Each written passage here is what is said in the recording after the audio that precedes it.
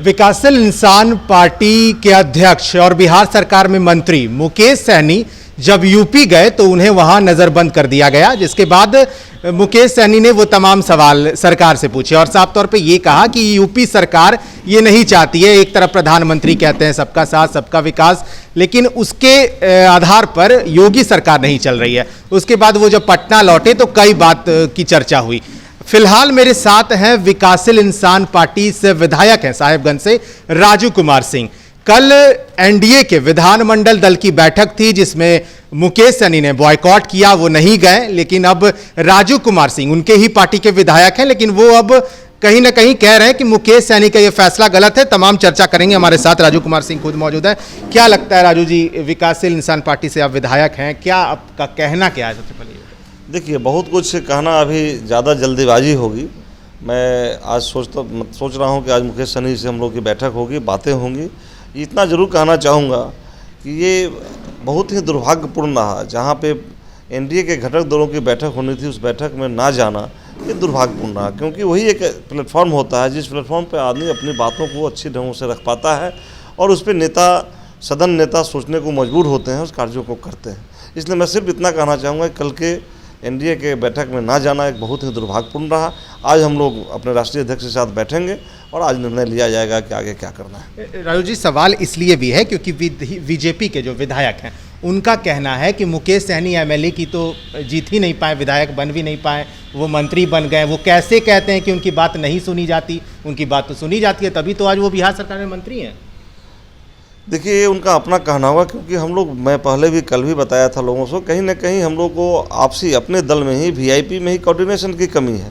इसलिए हम लोग बहुत बातों को नहीं जान पाते हैं। मुझे लगता है कि 7-8 महीने इस दल से विधायक बने हुए मुझे हुआ, जबकि मैं चौथी बार विधायक हूँ और 8-10 बार से ज़्यादा मुकेश जी से मुलाकात नहीं हो पाई होगी हमारे राष्ट्रीय अध्यक्ष से।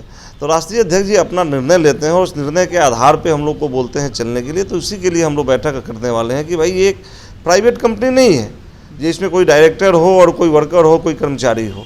एक पार्टी है, पार्टी को पार्टी की तरह से चलना चाहिए। इसके लिए हम लोग आज बैठेंगे अपने राष्ट्रीय अध्यक्ष के साथ, कहीं कोई कमी होगी उसको दूर करेंगे और पार्टी को मजबूत करने का काम करेंगे। आगे पहले जो निर्णय लिए गए थे पार्टी के द्वारा, क्या उसके पहले कोई भी निर्णय के पहले आप लोगों से कोई राय मशवरा नहीं किया गया था मुकेश सहनी के द्वारा? नहीं किया जाता। तब तो मैंने इस शब्द का यूज़ किया कि this is not a party, जो है प्राइवेट कंपनी नहीं होती करके ही किया जाता। तो कम से कम मैं उस दल का सीनियर एमएलए हूँ। आपको ये मालूम होना चाहिए कि मैं कहीं भी किसी के भरोसे और पार्टी के भरोसे चुनाव जीत के नहीं जाता हूँ। मैं 5 बार चुनाव लड़ रहा हूँ, 4 सिंबल पर लड़ रहा हूँ, 4 बार चुनाव जीता अलग अलग सिंबलों पे। इसलिए मेरी एक अपनी भी पहचान है और अपनी पहचान रखने के लिए आदमियों को कहीं ना कहीं से सही बातों पर बोलना चाहिए, चुपचाप नहीं बैठना चाहिए। ऐसे भी लोग मुझे पूरे बिहार में बेवाक बात करने के लिए जाने ही जाते हैं। इसलिए अपनी बात को सही प्लेटफॉर्म पर रखना मैं उचित समझता हूँ। आज मेरी बैठक होगी, उसके बाद आप लोगों के सामने मैं सारी बातों को ठीक ढंग से रख पाऊंगा। आज पहले मैं राष्ट्रीय अध्यक्ष जी के साथ अपना बैठक कर लूँ। लेकिन राजू जी, एक सवाल ये भी है, क्योंकि मुकेश सहनी जब बिहार लौटे तो उन्होंने कहा कि नीतीश कुमार से उन्हें कोई परेशानी नहीं है, लेकिन यहाँ आने के बाद उन्होंने एनडीए की जो विधानमंडल की जो बैठक थी उसमें शामिल नहीं हुए, तो उसके लिए आप क्या कहना चाहेंगे? वही तो मैं बता रहा हूँ कि उस बैठक में शामिल होना चाहिए था। अपने बातों को रखने के लिए उचित प्लेटफॉर्म वही था, लेकिन अब नहीं शामिल हो पाया। बहुत ही दुर्भाग्यपूर्ण रहा, क्योंकि ऐसे बैठक में ही शामिल होना चाहिए जहाँ पे मुख्यमंत्री हों, चारों घटक दल के नेता रहेंगे, दलों के नेता रहेंगे। वहाँ पे अपनी बातों को करना की बात नहीं मानी जाती है। मैं नहीं समझता कि चुटचुट मुर्मू दोनों नहीं चलता है ना। चिवड़ा दही भी खाएंगे, मुलायम भी नहीं लगेगा। हम सरकार में भी रहेंगे और सरकार मेरी बात नहीं मान रही है वो भी करेंगे, ऐसा थोड़ा ही होता है। निर्णय लें। अगर हमारी बातों को नहीं मानी जाती है तो हम 4 विधायक हैं, मेरे सहारे सरकार चल रही है, हम निर्णय लेंगे। ऐसा नहीं होगा कि हम किसी को डराएंगे, गिरह भपकी देंगे। इन सब चीज़ों में मैं विश्वास नहीं रखता। मैं रखता हूँ निर्णय लेना। या तो मेरी बात मानी जाएगी, सही बात मानी जाएगी। ऐसा भी नहीं कि हम सरकार में है तो हम सरकार को कुछ भी कर लें।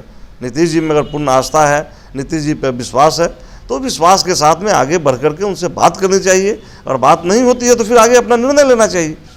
लेकिन हम निर्णय भी नहीं लेंगे, सरकार में भी बने रहेंगे, ऐसा नहीं होता। लेकिन वो जो कहते हैं कि हमारी बात नहीं सुनी जाती, लेकिन वो विधायक के लिए हार गए थे चुनाव, मंत्री हैं अभी बिहार सरकार में, आपको सही में लगता है कि उनकी बात नहीं मानी जाती है?